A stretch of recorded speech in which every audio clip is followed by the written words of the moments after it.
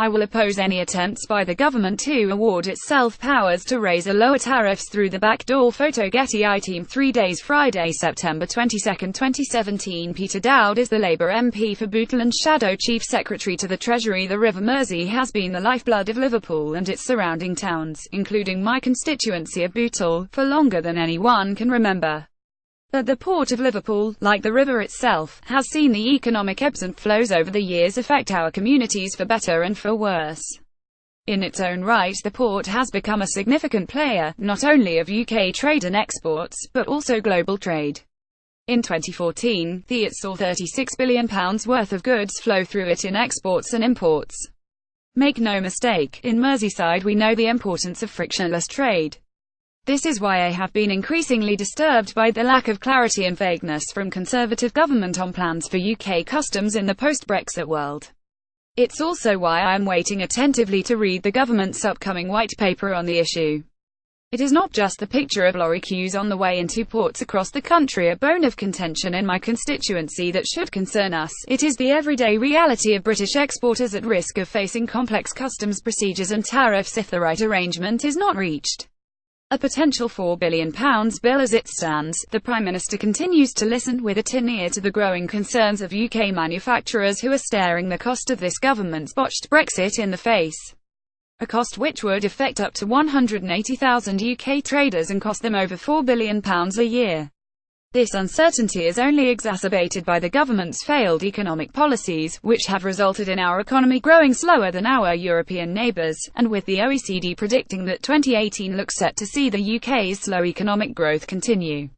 While the government remains keen to tout technology as its magic solution to customs post-Brexit, ministers have offered no specifics over what a new customs system would look like and whether it would even be ready in time. At the same time, there remain huge underlying questions as to whether the current Customs Declaration Services program can deal with the sheer workload and pressure post-Brexit. A new IT system is no substitution for a fully resourced and staffed HMRC. It is baffling to believe that while Brexit will see the UK take control of its customs, the Conservatives are cutting staff at HMRC, ironically in my constituency with a major port in it. In fact, from 2010 the number of HMRC staff has fallen by 17%.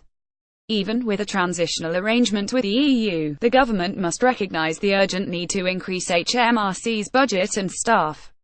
There has also been little recognition by the Treasury of the enormous task of preparing over 30 government departments and public bodies, as well 100 local authorities who will all be affected by a new customs arrangement. Nor does there seem to have been much thought given to the need to ensure that EU ports are also ready for Brexit. British exporters face the very real risk of huge disruption to their supply chains. The government must not make a power grab. All of this, of course, remains theoretical. It is impossible for industry, government departments and our EU partners to prepare for post-Brexit customs, until they know the details of any transition deal reached. Until then, there remains huge uncertainty over what will be needed for customs post-Brexit and when will it be needed by. As each day passes, this uncertainty brings with it an economic cost as employers decide to relocate jobs and investors consider the added financial burden that tariffs and delays at the border would bring.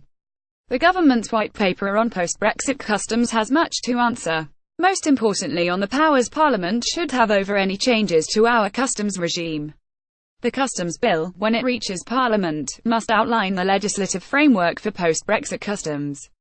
As Labour's Shadow Chief Secretary to the Treasury, I will oppose any attempts by the government to award itself powers to raise or lower tariffs through the back door. The imposition or lowering of tariffs has the power to kill off or promote whole sectors of the economy. Such power must be used responsibly and be subject to proper parliamentary oversight, not another power grab by a Conservative government incapable of leading our country. In news http://cinews.co.uk